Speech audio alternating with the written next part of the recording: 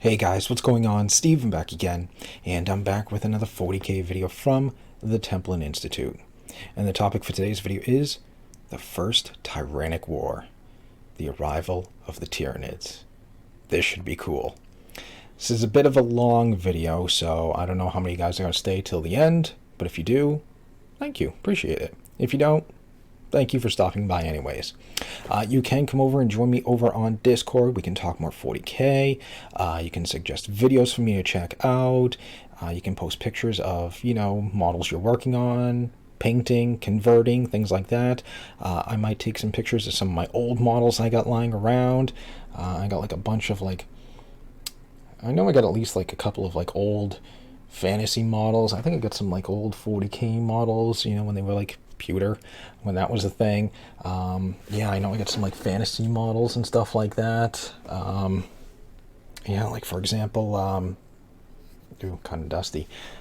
Yeah, Vampire Lord, or at the time when I played, this was Conrad von Karstein. Yeah, the double swords and the droplet of blood dripping down into his mouth. Yeah, this was Conrad von Karstein. And then Games Workshop's just yep, Vampire Lord. That's it. It's just a Vampire Lord now. It's really? This was a huge named character. Now he's no one. So, yeah, I'll take some pictures of some of the stuff I got. I know I have an old rule book, I think, lying around.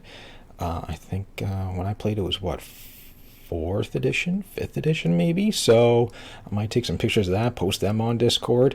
If you guys want to check out what were the rules like back then to what they are now, could be kind of cool to see what it was like when I was playing way back then, because I'm sure now everything is way different. I watched some of these videos of what is it what's the channel, Play on Tabletop or something like that, where they do battles and stuff like that, and it's wait, you guys got markers and combat points and stuff? What is that? I don't remember that stuff. So yeah, link in the description down below to come over and join me on Discord.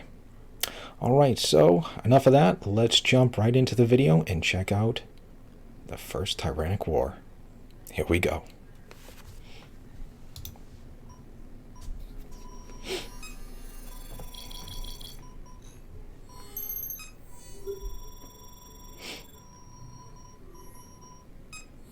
Whether you're battling swarms of genetically engineered killing machines in the grim darkness of the far future, or you just need a convenient place to store your flag, there's almost nothing the Hope that's not too do loud. more than armored fighting vehicles. Those familiar with our operations will recognize that we're talking from experience on this one. But tanks are not without their challenges. They require constant maintenance, their tracks are always getting clogged with mud, and sometimes you end up standing directly behind one while trying to record some footage, and you're blasted in the face by an insane amount of diesel exhaust, but you don't want to ruin the shot, so you just stand there, and by the time you're able to run outside, your eyes are watering so badly it looks like you're in complete hysterics, which is especially embarrassing because you're surrounded by active members of the Canadian Forces who are all very polite, but you can tell they're very amused by what's just happened. Anyways, what was I saying? Oh, right. All these problems and many more have finally been solved by the sponsor of this investigation, War Thunder. War Thunder. From the boundless waters of the Pacific I used to the play turbulent this. skies over Europe, War Thunder allows you to take command over 2,000 tanks, planes, helicopters, and warships, and nothing less than the most comprehensive vehicle combat game ever made. I haven't played that in a long combined time. arms, PvP battles, vehicles from the 1920s to the modern day come to life in a highly immersive combat experience. They even have the Leopard C2, the very tank the Templin Institute commanded just a few weeks ago.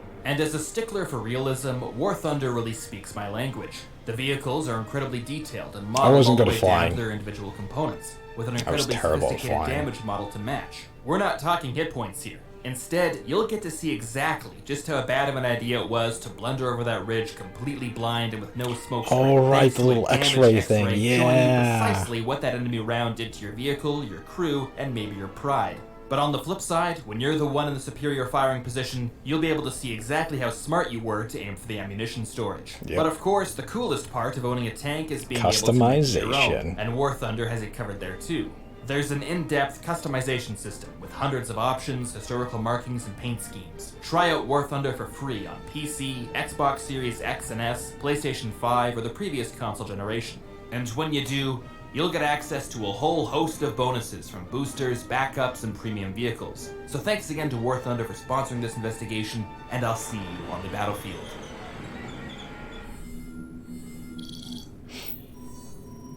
The First Tyrannic War. A day may come when the skies of Holy Terror are darkened by clouds of mycetic spores, its great bastions shattered beneath the weight of enormous tendrils that stretch into orbit, and the last vestiges of man's presence on its home world are swept away. Nope, won't happen. Such a Holy fate Terror will has always already stand. befallen countless imperial planets, each one home to billions of men and women who, even as the spores fell and defenses crumbled, refused to accept that their existence in this reality was over. It is foolhardy to believe that Terra is above such a fate, nor is it inconceivable that its ultimate destiny may be as merely another dead world in a Terra will galaxy not stripped fall. of all life, a silent husk left in the wake of the ultimate predator. Should that day ever arrive, it will be the final chapter of a story that began in the 745th year of the 41st millennium, with the start of the first. Now, if something like that was to happen, I think I heard in another video, I can't remember what video it was, who did it, but there might be some sort of alleged truce between the Imperium and I can't remember if it's a certain craft world of Eldar or Eldar in general, that if in either one of them's most dire of needs, they will come to each other's aid. And if something like that was to happen, like Holy Terror is besieged and is getting royally screwed, the Eldar or that certain craft world, I don't remember which one, I wish I could find the video, will come to their aid. I don't know if that was true or not, if that still stands or not, but I could see something like that happening, because if you think about it, a lot of these races kind of do need the Imperium, especially like Eldar, like a dying race, or dwindling race, how many, I don't want to say like how many battles, but how many different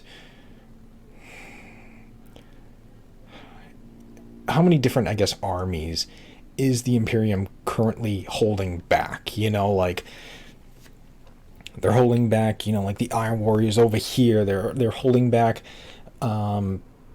this clan of orcs over here, they're holding back, some Dark Eldar over here, so they're kind of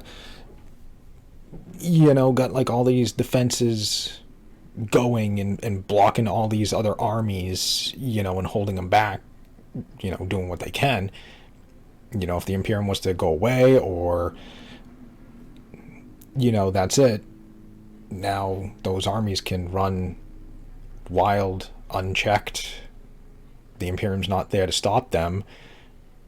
Eldar can't take on all that, so kind of need them. Like I said, I don't know if that's true or not, but I thought I heard something like that in a video. I wish I could find it, but let me know if it's true or not. First Tyrannic War.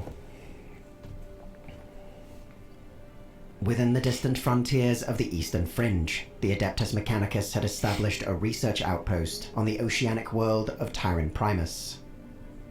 Amongst their fields of study was the dissection of Tyran's immense marine predators, geotechnical investigations, and the exploitation of geothermal energy.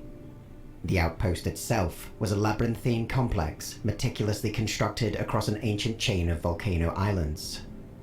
It hosted a series of super-deep boreholes that extended miles into the planetary crust, ostensibly for geospatial mapping, but additionally as a method of shielding sensitive warp studies from cosmic rays. Oh, okay. Tyran was not the only such outpost dedicated to this research, merely a minor node, in a galaxy-spanning network of Mechanicus facilities. By every metric, Tyran was not exceptional or even remarkable within the Imperium's enormous research apparatus. So it was just crudely Tyran's thrown position, together. However, on the extreme edge of Imperial space, necessitated a far more capable garrison than would otherwise be assigned to an outpost of its size and importance. Oh, but because it was on itself was as much a fortress the furthest as part. a laboratory.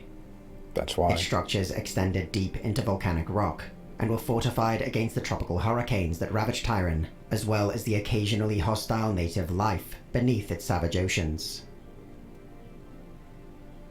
To ward off the raiders and pirates active throughout the eastern fringe, 4 anti-void ship defense lasers had been constructed across the volcanic chain, each enclosed within ceramite silos and void shield generators. Wow. These were supplemented by 3 dozen autocannon or lascannon emplacements and overlapping rings of fire bases, trench lines, and bunkers. Their Very heavily arrangement defended. had been expertly overseen by Mechanicus artisans and concealed throughout the beaches, volcanoes, and jungles that surrounded the outpost. The garrison itself consisted of a mixed force, an elite unit drawn from the Scutari legions of the Mechanicus, and a far larger infantry regiment of the Astra Militarum. Additionally, the Tyran outpost made a convenient headquarters for anti-piracy operations throughout the eastern fringe. The Imperial Navy had stationed 3 full wings of Thunderbolt heavy fighters on Tyran, as well as a flotilla of 3 Endeavour-class light cruisers that conducted routine patrols throughout the planetary system and its closest neighbors. It was these patrols that discovered the first evidence that an immense new Xenos threat was encroaching on the eastern Well, I guess when fringe. you're on the outer borders, Since you the do need outpost construction, a lot of Mechanicus protection since you don't know explorators what's had coming. conducted regular studies of Or the what else could be surrounding out there. planetary systems and had detailed information as to their native xenobiology.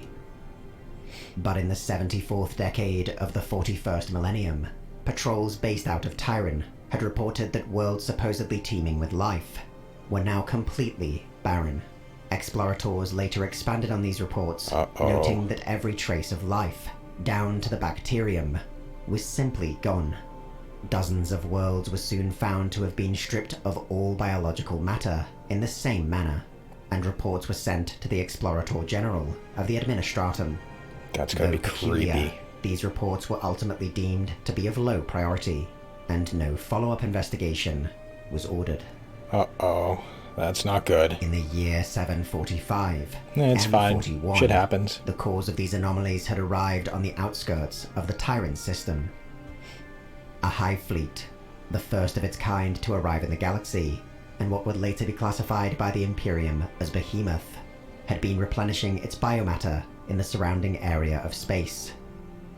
The myriad of primitive worlds it had consumed replenished its biomass after a long extragalactic journey, and it was now fully prepared to engage a more sophisticated and advanced type of prey.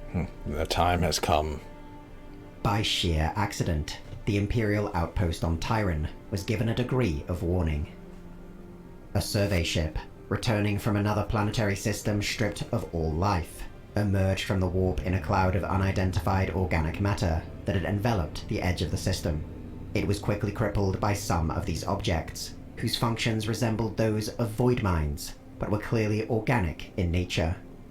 It limped back to Tyran proper, and when briefed on the interstellar situation, the outpost prepared for some kind of Xenos siege. Just get ready, something is coming. When Behemoth arrived in orbit just days later, Tyran's planetary defense lasers immediately opened fire.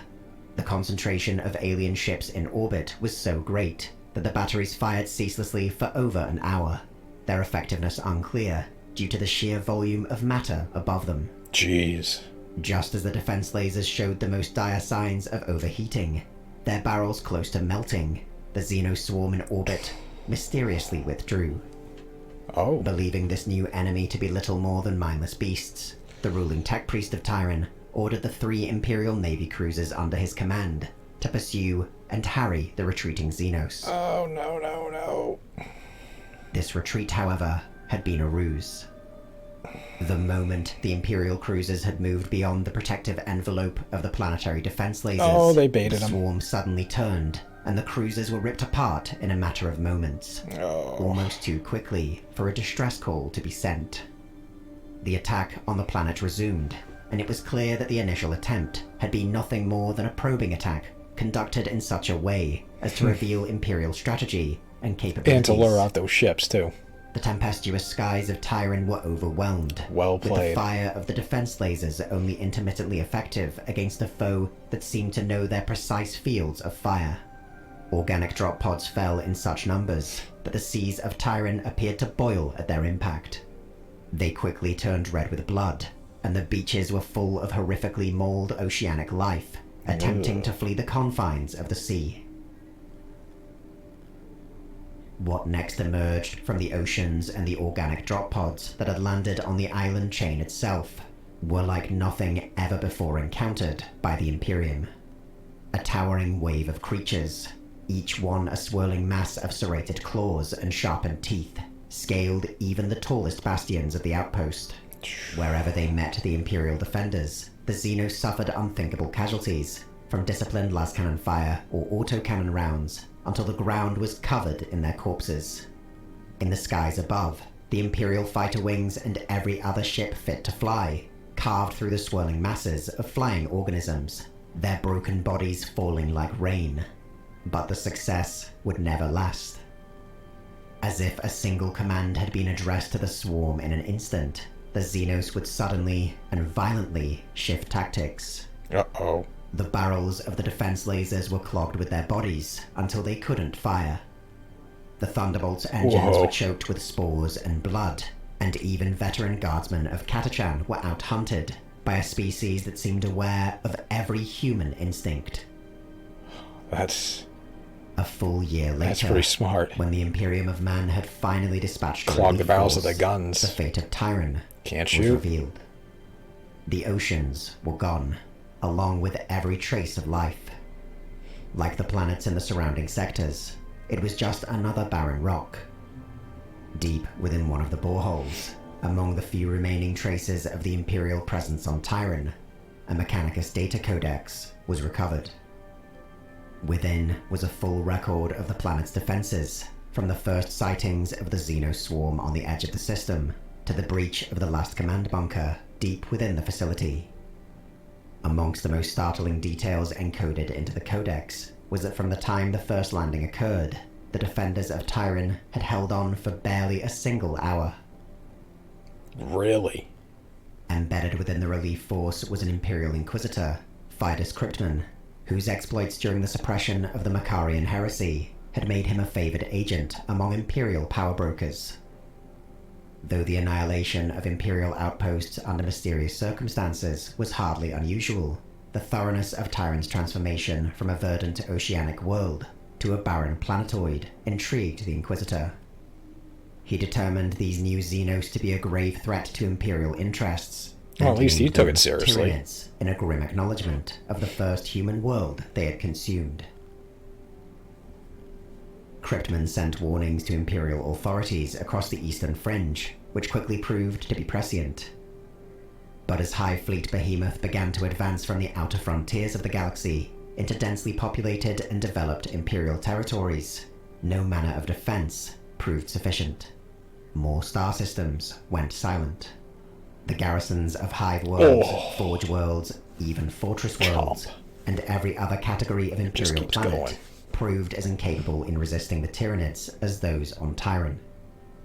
In each instance, Cryptman's forces arrived too late to assist in the defense, or observe the Tyranids directly. His only evidence of their approach was limited to more dead worlds and void ships left adrift, their crews missing, and hulls scorched and battered by what seemed to be exotic acids and terrible claws. Much of the difficulty encountered by Cryptman in getting ahead of the encroaching swarm seemed to result from a strange, unprecedented type of phenomena in the warp. You know, this would actually make for a Communications and really travel through this interesting and alternate cool dimension movie. of pure psychic energy were unreliable even during favorable circumstances. But the navigators, astropaths, and sanctioned psychers aboard Cryptman's vessels reported a new kind of interference.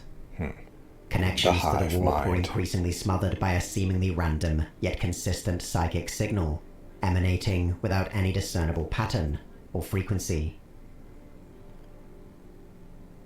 Blinded, deafened, and now slowed to a crawl by this shadow in the warp, Cryptman slowly discovered that his warnings to now dead Imperial worlds had been garbled, misinterpreted, or never received at all.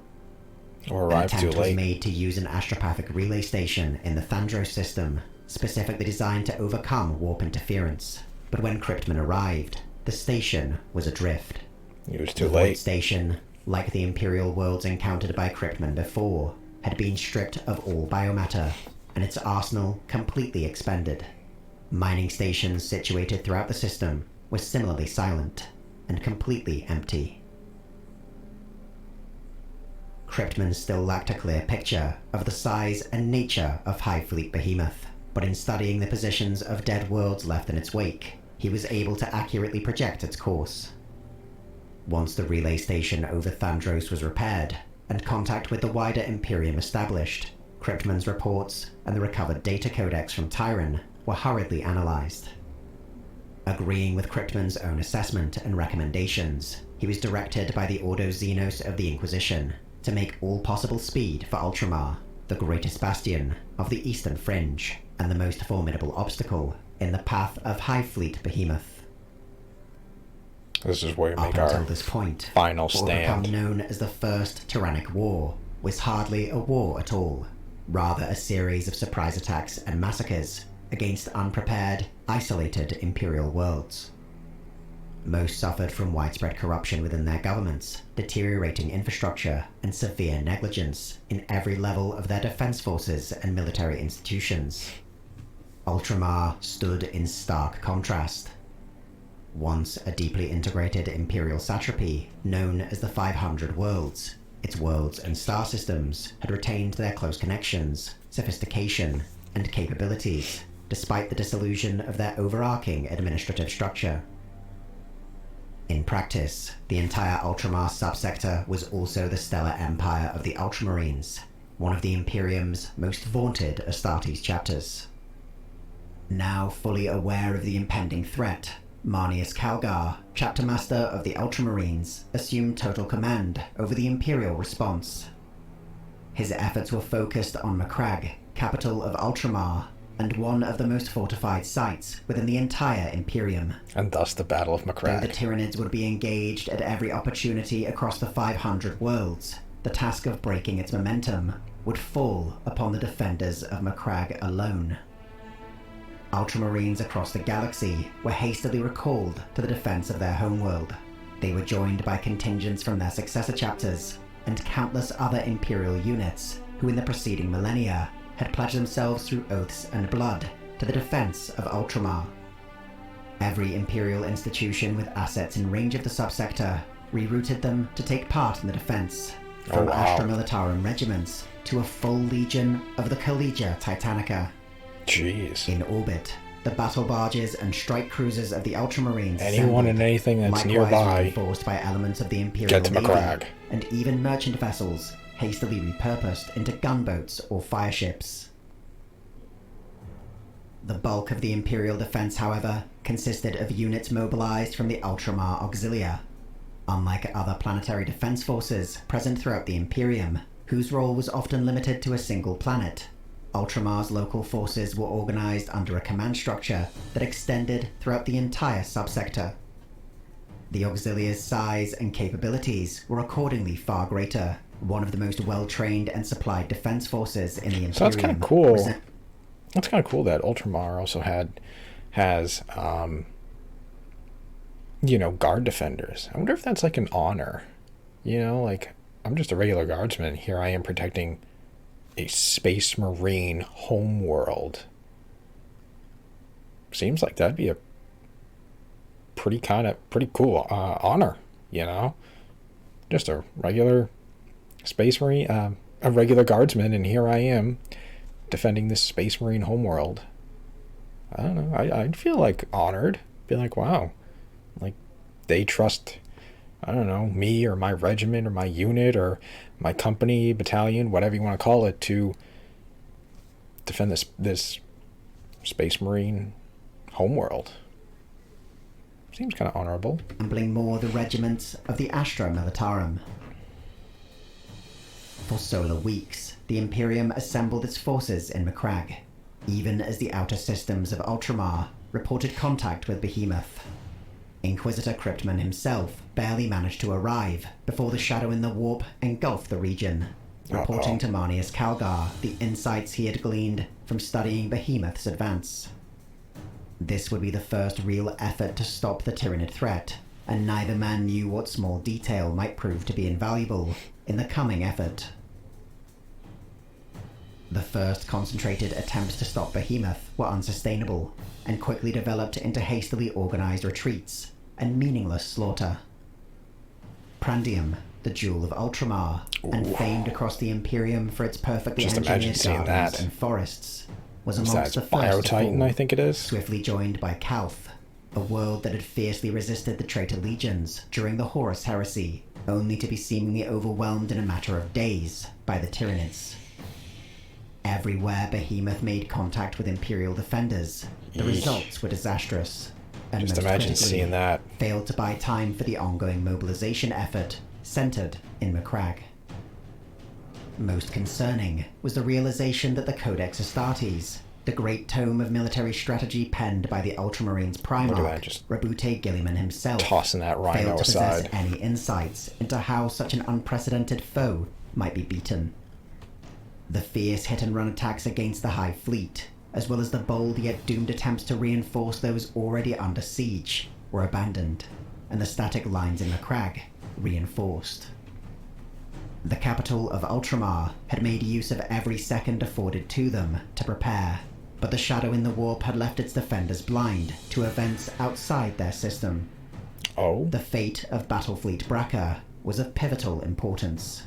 The Battlefleet Imperial Navy's High Braca? Command in Segmentum Tempestus had ordered almost the entirety of their forces to defend Ultramar, but as the first Tyranid organisms entered the boundaries of the Macragge planetary system, it remained unknown if they were still en route, had been diverted elsewhere, or had perhaps already been destroyed. Oh. The battle for the homeworld of the Oh, wow. Ultramarines opened in much the same way as the fall of Tyrann, albeit on an exponentially larger scale. The Tyranid High Fleet swarmed into the system from multiple points, the sheer number of organisms rendering the Imperial defense confused and disjointed. So they The surrounded him. initial plan had called for Imperial warships to take station alongside Macragg's Star Nova-class orbital weapon stations.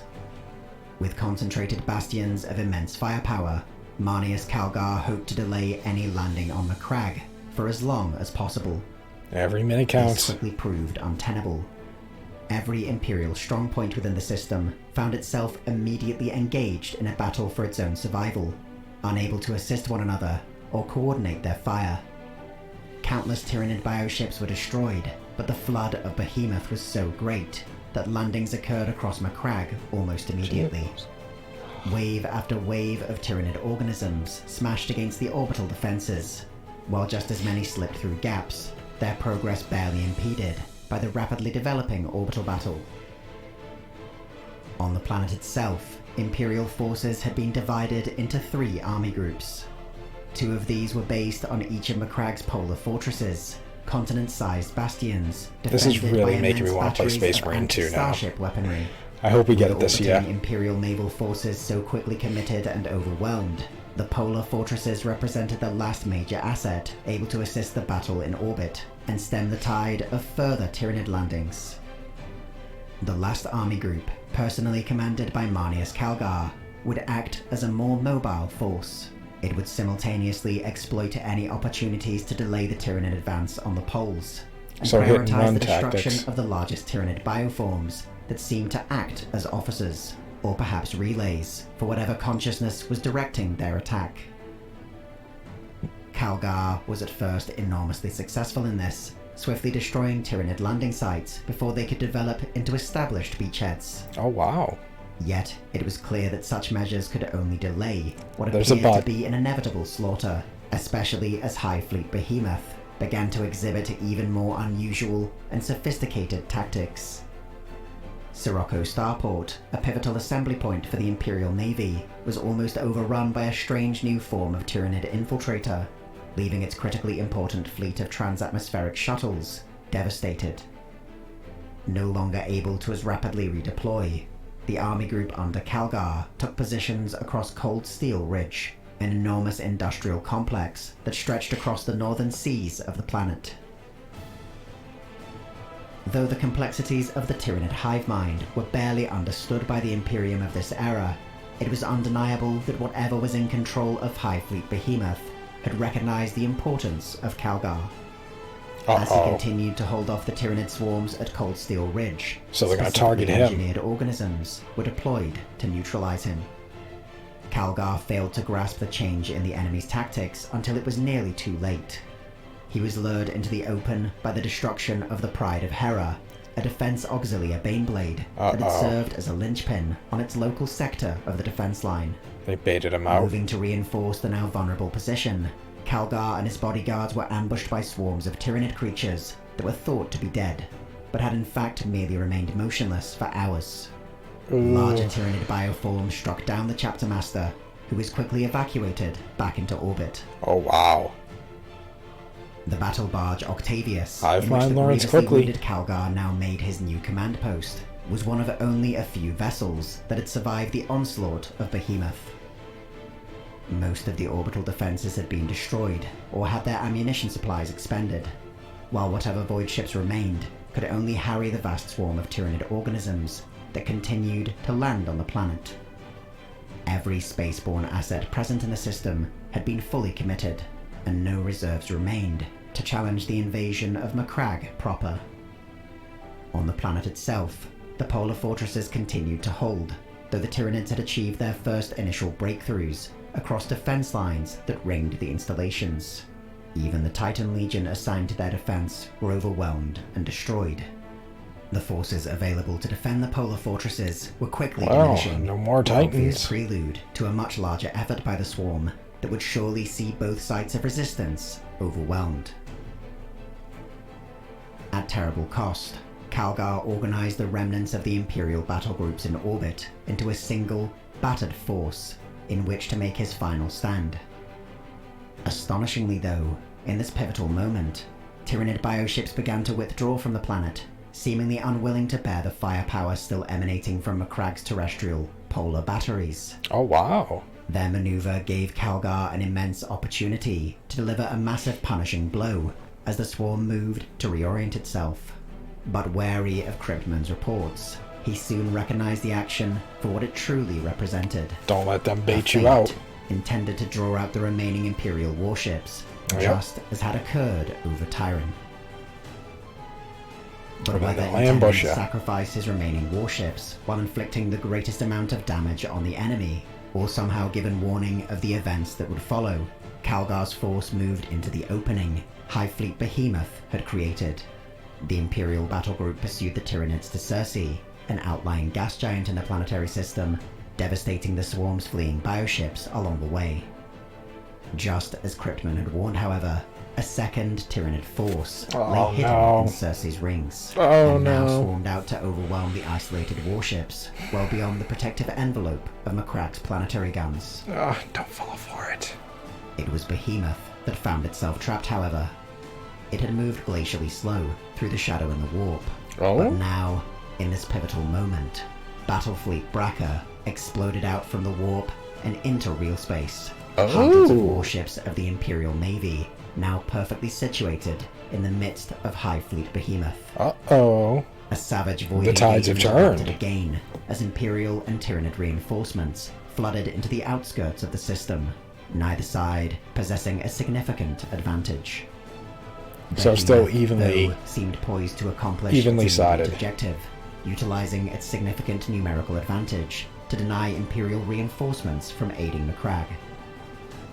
Since their emergence into the galaxy, the Imperium of Man had fought High Fleet Behemoth with every weapon available to it, from virus bombs and cyclonic torpedoes to a bloodied bayonet on the end of a conscript's lasgun. The Imperium's Gotta defenders use that had bayonet. utilized every strategy, every tactic, anything that might afford them just another few moments against the onslaught of the swarm. But what ultimately shattered Behemoth was mankind's oldest weapon, its first and its last. Pure, unrestrained hate. Oh, okay. In a final sacrifice, Lord Admiral Zacharias Wrath of the Imperial Navy drove his battered and burning flagship, the Emperor-class battleship Dominus Astra, directly into the heart of Behemoth. As the last vestiges of its noble hull were covered beneath the weight of Xenos organisms, the ship detonated its warp drives, and a new star of cataclysmic power briefly flared on the outskirts of the Macragge system. Wow. When Calgar's battle group and Honors the to him. reinforcements from Battlefleet Bracca returned to clear the remaining hive ships from the orbit of Macragge proper, contact had been lost with both of the polar fortresses. The onslaught they had unleashed on the Tyranids before falling silent, however, was I hope that guy obvious. got some honors for doing Survivors were eventually found amidst the ruins of the southern bastion, while the Imperial relief effort that pushed into the northern pole found that the defenders had been killed to a man. The entire Ultramarines' first company had been annihilated, trading their lives for just a few more salvos, fired from the fortress's guns. Behemoth had been shattered, and Macragge saved from total annihilation, but no single battle could bring about an end to Tyranids in the Eastern Fringe.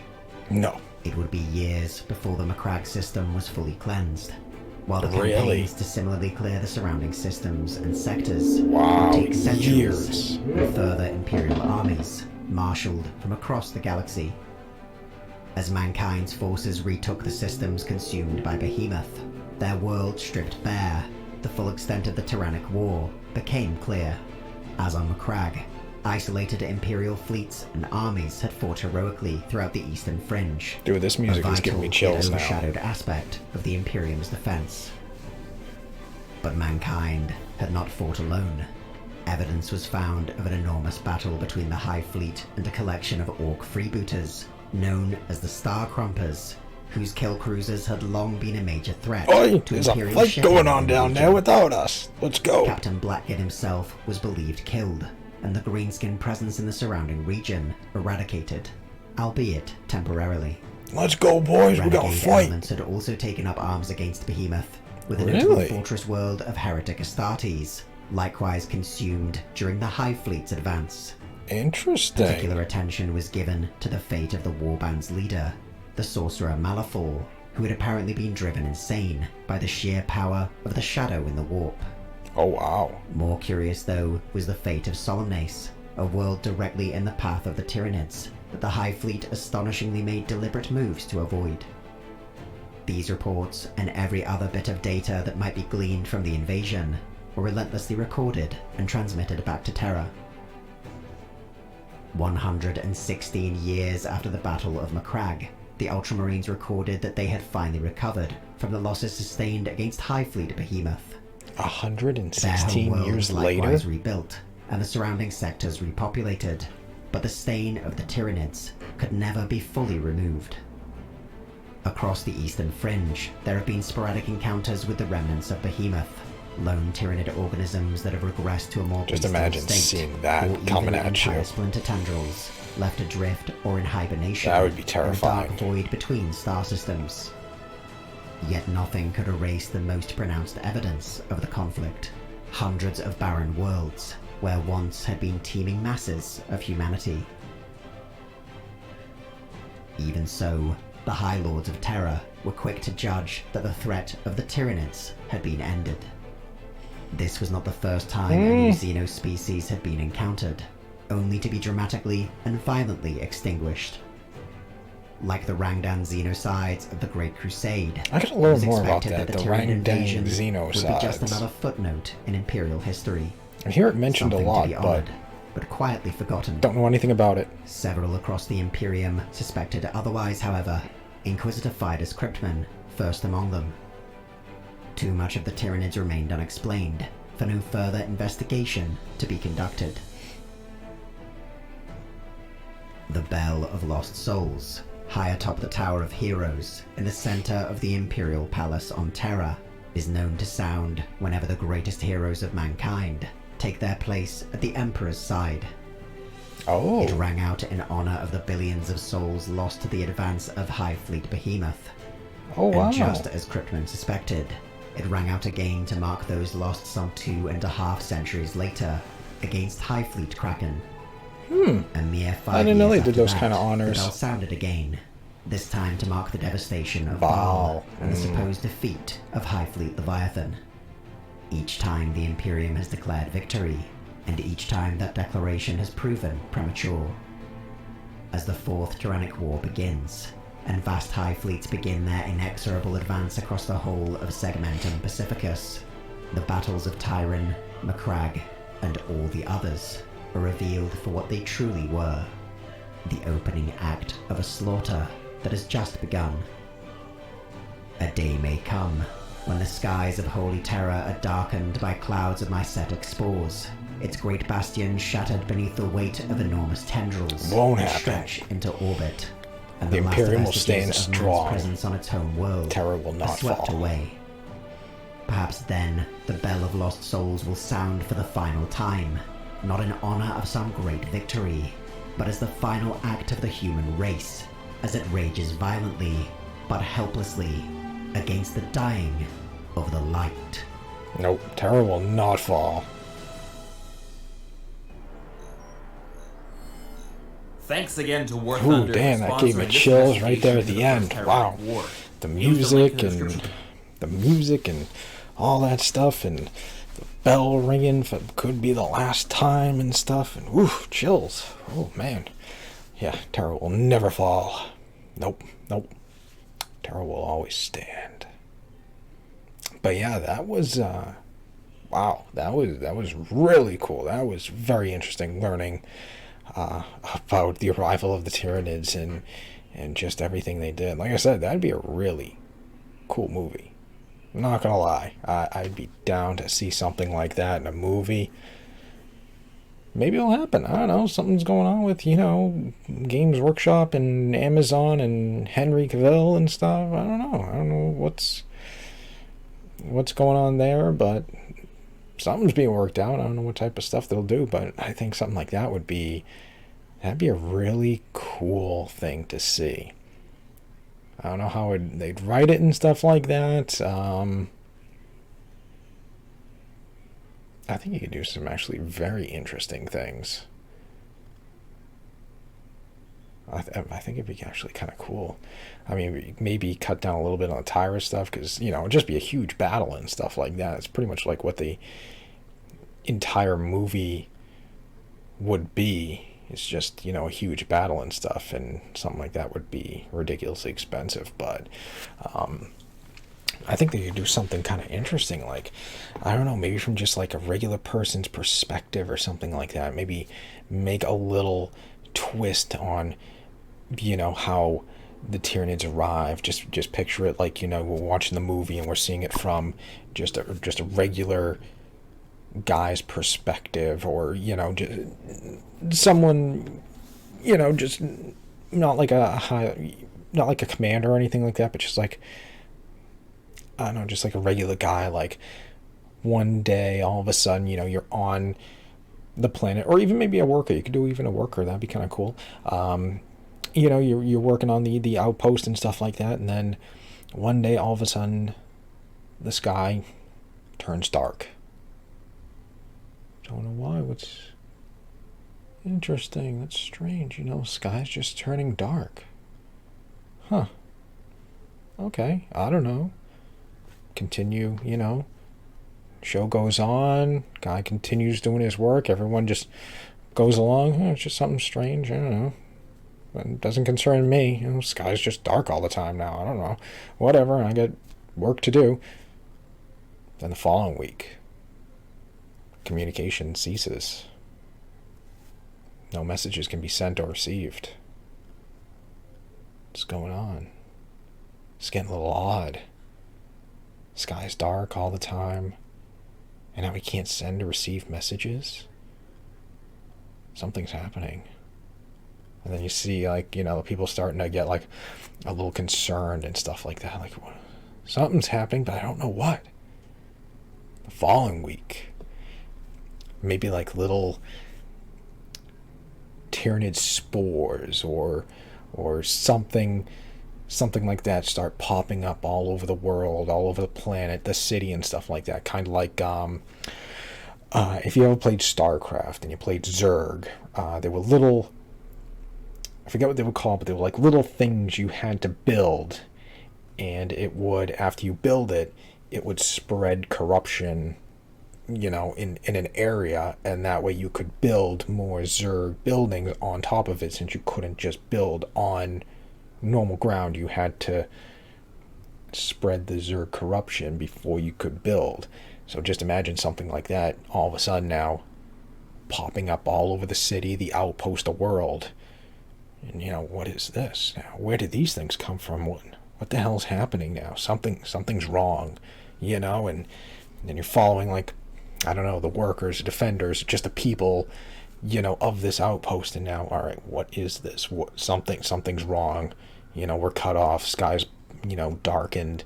We can't send or receive messages. And now these spore things are all over the planet, the world, the outpost, and stuff like that. And then week 4, they arrive. Massive swarm just arrives in orbit. And then all the drop pods, or the Tyranid, whatever you want to call them, Tyranid version of drop pods, start barreling it towards the planet. Those little spores erupt. Tyranid corruption just spreads all over the planet. I think that'd be kind of cool.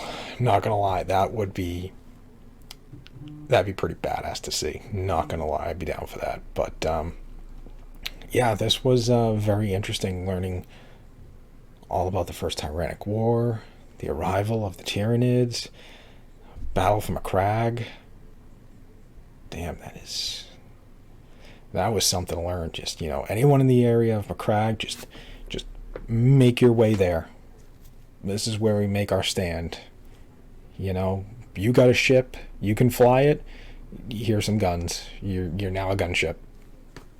Doesn't matter what you were before. Lowly little vessel, wanted to do trades. Nope, here's a gun. Get in line with everybody else. Yeah.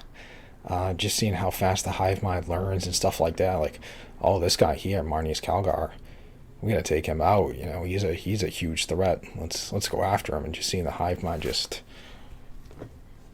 go after the big guy with the 2 power fists. Yeah. Yeah, just absolutely crazy. I'd like to see a video on Baal. I don't know if it would play out the same way as Macragge, maybe. Some similar style. But yeah, I'd like to see a video on Baal. I think that'd be kind of cool to see. But yeah, Tyranid's very interesting. And now they're back again. And see where they go from here. Will they make it to Terra? That would be very interesting. We'll have to wait and see. Alright, so anyways, there we go. That was a long video, not gonna lie. But yeah, anyways, I hope you guys enjoyed the video. If you did, hit that thumbs up button. That'd be awesome. Remember, feel free to subscribe to my channel. Follow me on social media. Links in the description box below. And of course, leave me all your thoughts and comments. What did you guys think about the video and the First Tyrannic War and, the Battle of Macragge and stuff like that, and just where do you think the Tyranids are going to go from here? Do you think they would ever make it to Terra? And if they do, what would happen? If they were heading for Terra, obviously, I'm sure everyone and everything would be recalled probably immediately. Drop what you're doing, head back to Terra. I'm guessing that's probably the first thing they would announce as soon as they knew Tyranids were heading towards Terra. Wherever you are, whatever you're doing, get here immediately. You need to defend Terra. I could just make a beeline. Just go, I don't know. I wonder if they have like hidden things, that they could use. Like I was watching. God, I hate how long I'm droning this video on. I hate dragging it out, but I was watching, I think it was a Major Kill short, and he was talking about the Custodes, and there is I think it was the ones that watch the black, I think it's the black cells. Apparently there is a commander in charge of it who is allowed to use, apparently, certain powerful weapons that are locked away down there. I don't know. I don't remember if that was, what exactly it was, but, he didn't say like what type of weapons it is or what type of artifacts, but apparently that one dude who is in charge of the group that watches the black cells is allowed to use those weapons if needed be. So, who knows what else, what other hidden treasures could be found on Terra that they could use against the Tyranids if it came time. Who knows? It'd be interesting. But anyways, there we go. So there's the video. So yeah, I don't want to ramble on too long. Anyways, other than that, just stick around. More videos are on the way, and I will see you guys next time.